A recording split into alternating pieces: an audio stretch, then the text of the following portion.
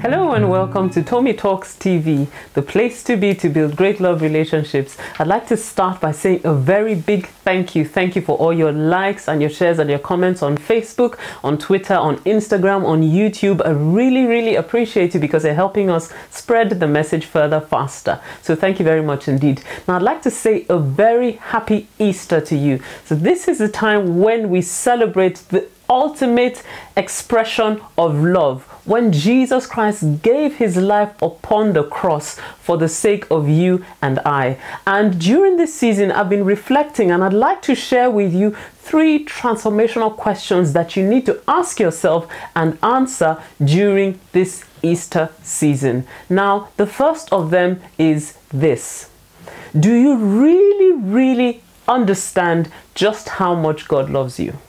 I'd like you to pause and think about that for a moment. Do you understand just how very valuable you are to God? Do you understand just how much God loves you? The Bible says that for God so loved the world that he gave his one and only son. So that scripture makes us understand that there was so much love in God's heart. He so loved the world that he gave his son, the best that he had. And I want you to understand that even if you were the only one on the surface of the earth, God still loves you so much that he would have given his son for you. Now, why is that important in our relationships? Because until you actually understand just how valuable you are to God and how much God loves you, it's very difficult for you to love yourself the way that you ought to love yourself. And if you don't love yourself the way that you ought to love yourself, then it's very hard for you to love somebody else effectively, because the Bible says that we should love our neighbors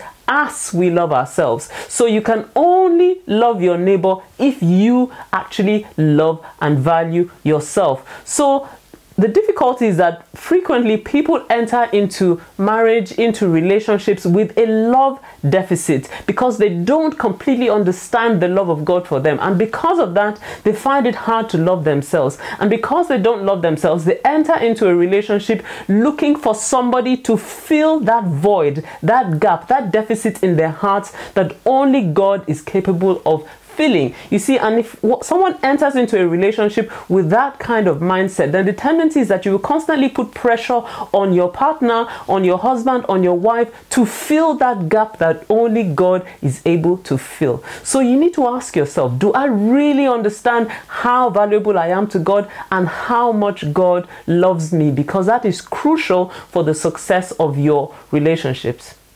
Now, the second question you ought to be asking yourself this Easter season is this: is my love superficial or sacrificial?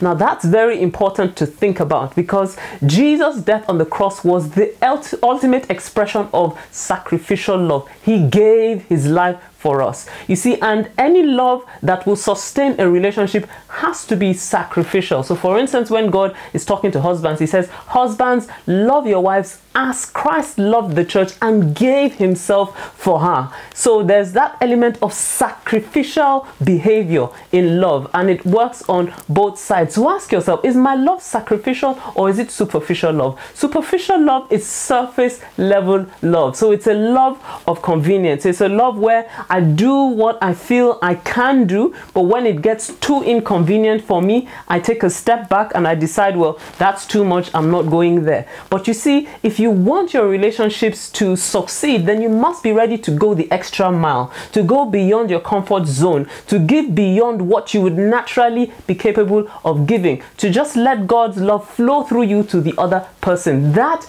is sacrificial love. So ask yourself, with the way I'm loving in my relationships, is my love superficial or is my love sacrificial?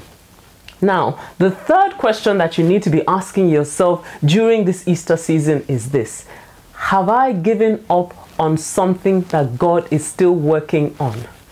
Now I want you to pause for a moment and think about that, because it's crucial. It's crucial. You see, when you think about, when Jesus Christ died on the cross, the Bible says he died, he was buried, and between the period when he was buried and he rose again, that was a period where the disciples kind of lost hope, because they'd walked with him, they talked with him for the last 3 years. He paid their bills, he took care of them, he was their comforter, he was their encourager, he spoke to them with wisdom, he taught them. Then all of a sudden he was gone. It was like the end of an era. You see, so at that point, it was like they had lost hope. And Peter, the Bible says, just decided, well, I'm going fishing because it looks like it's all over now. That whole era is over now. And he gave up and he went fishing. But you see, the fact that you don't see God working doesn't mean that he is not working. And that's what we need to understand. Even though Jesus Christ was buried in the grave, God was in the process of working out a resurrection miracle which the disciples could not see. So ask yourself, what is it that God is currently working on in my life that I have given up on because I can't see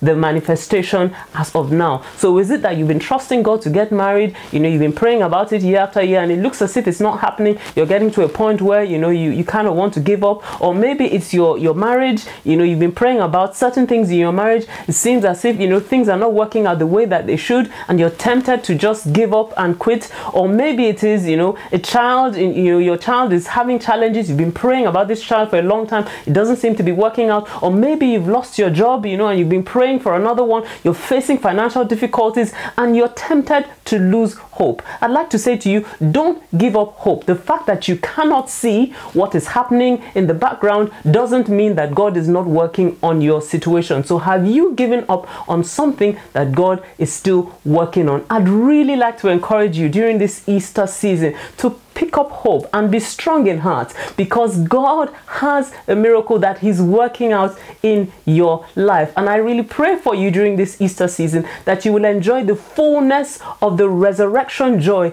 in your life and in your family. I take this opportunity once again to wish you a happy Easter. And if this has helped you, I'd ask you to leave me a comment on Facebook, on Twitter, on Instagram, or YouTube. And if you've got a question you would like me to answer next time, then head on over to tommytalks.com/ask and I'll answer your question next time. See you next time. Bye-bye.